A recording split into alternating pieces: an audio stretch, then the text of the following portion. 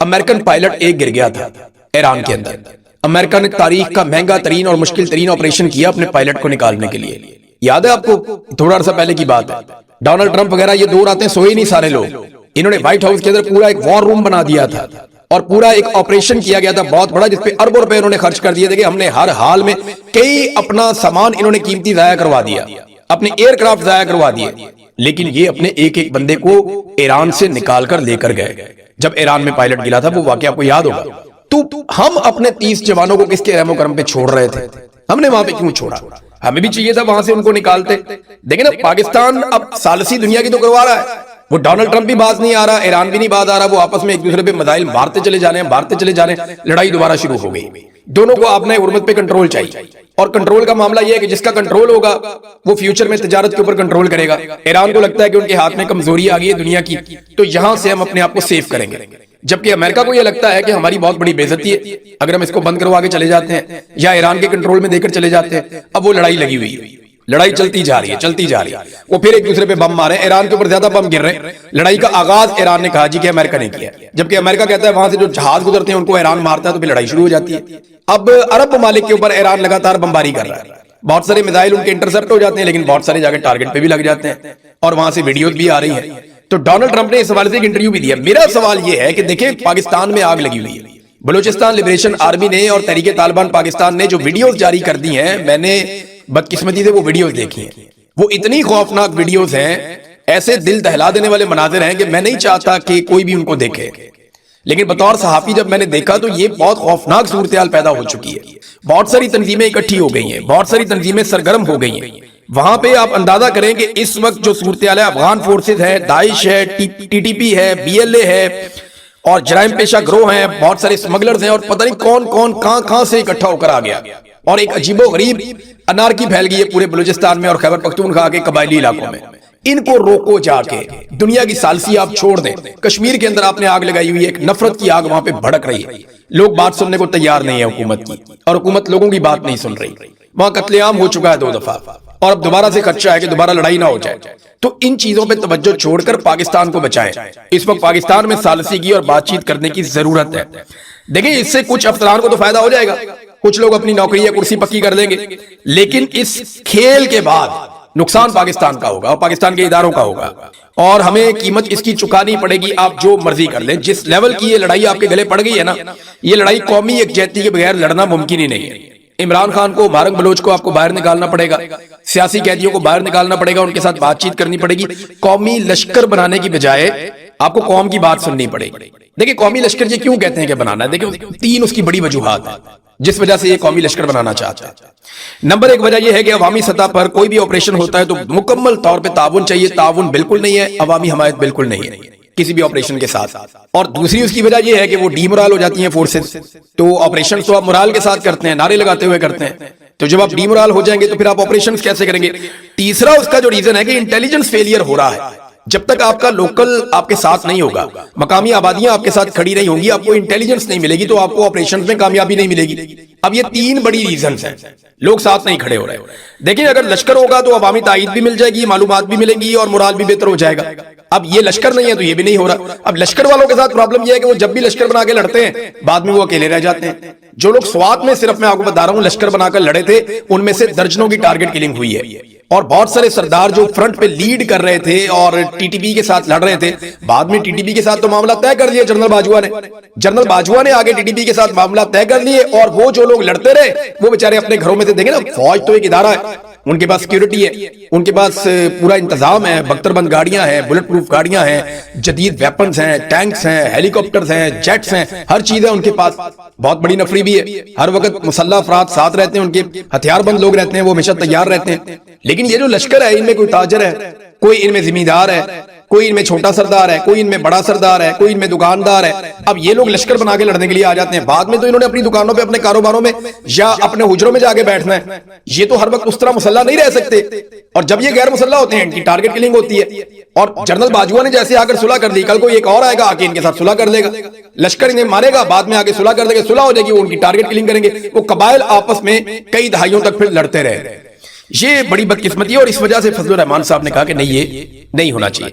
بہرحال فضل الرحمان صاحب پہ بہت ٹکا کر تنقید ہوئی ہے، اور فضل الرحمان صاحب کا موقف زیادہ تر جو ہے ان کی بات وہ ٹھیک ہے، ان کی بات غلط نہیں ہے، لیکن ان کی مزاحمت کی وجہ جو ہے نا فضل الرحمان صاحب کی، وہ کبھی بھی اصولی نہیں ہوتی، ان کی مزاحمت کی وجہ زیادہ تر وصولی ہوتی ہے، اور فضل الرحمان صاحب وصولی کر لیتے ہوتے ہیں۔ فضل الرحمان صاحب کو یہ نظر آ رہا ہے کہ یہ سیٹ اپ نہیں چل رہا اور پاکستان کو ایک نئے الیکشن کی طرف جانا پڑے گا، اور جب بھی کوئی عمران خان صاحب سے بات کرے گا جو اب نظر آ رہا ہے کہ اس کے بغیر گزارا کوئی نہیں ہے، تو الیکشن کی طرف ہی جانا پڑے گا، اور الیکشن میں اسی پولیٹیکل پارٹی کو ووٹ ملے گا جو اینٹی اسٹیبلشمنٹ بیانیاں بنائے گی۔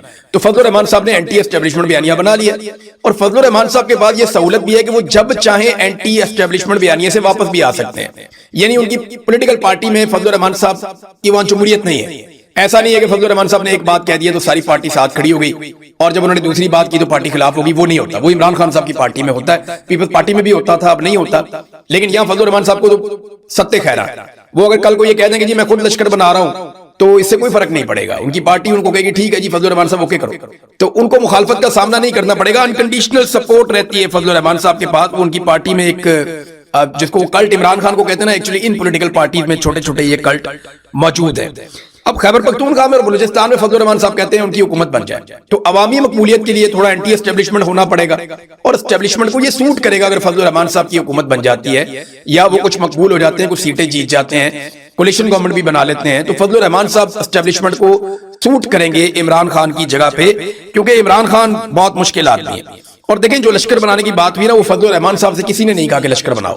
فضل الرحمان صاحب کی پارٹی کے کچھ لوگ ہیں جو اسٹیبلشمنٹ کے بہت قریب ہیں، پہلے ہی ان لوگوں کو یہ کہا گیا ہے کہ آپ لوگ لشکر بنائیں۔ میں ان لوگوں کے نام بھی جانتا ہوں جن کو کہا گیا کہ لشکر بنائیں، اور ان لوگوں نے فضل الرحمان صاحب کو یہ بات بتائی ہے، اور وہ لشکر بنا بھی لیں گے کیونکہ ان کی ایسی حیثیت ہے۔ اس سے پہلے یہ وہی لوگ ہیں جو آئینی ترمیم ہو رہی تھی، اس وقت بھی فضل الرحمان صاحب سے باغی ہو رہے تھے، تو یہ لوگ اسٹیبلشمنٹ کی زیادہ بات مانیں گے، فضل الرحمان صاحب کی یہ لوگ بات نہیں مانیں گے۔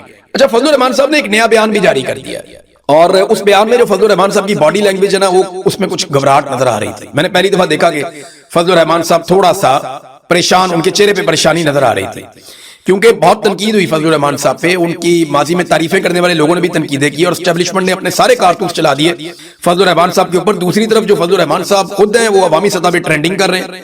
اب انہوں نے یہ فیصلہ کرنا ہے کہ انہوں نے عوام کے ساتھ کھڑے ہونا ہے یا واپس اسٹیبلشمنٹ کے کیمپ میں جانا ہے۔ اس وقت جو ٹاپ 5 ٹرینڈ چل رہے ہیں ان میں ایک ہے مولانا کی للکار، دوسرا چل رہا ہے پروپیگنڈا چھوڑو امن دو، تیسرا چل رہا ہے لشکر نہیں خود لڑو، چوتھا چل رہا ہے کہ نیشن سٹینڈ ود مولانا، اور پانچواں چل رہا ہے مولانا قدم بڑھاؤ۔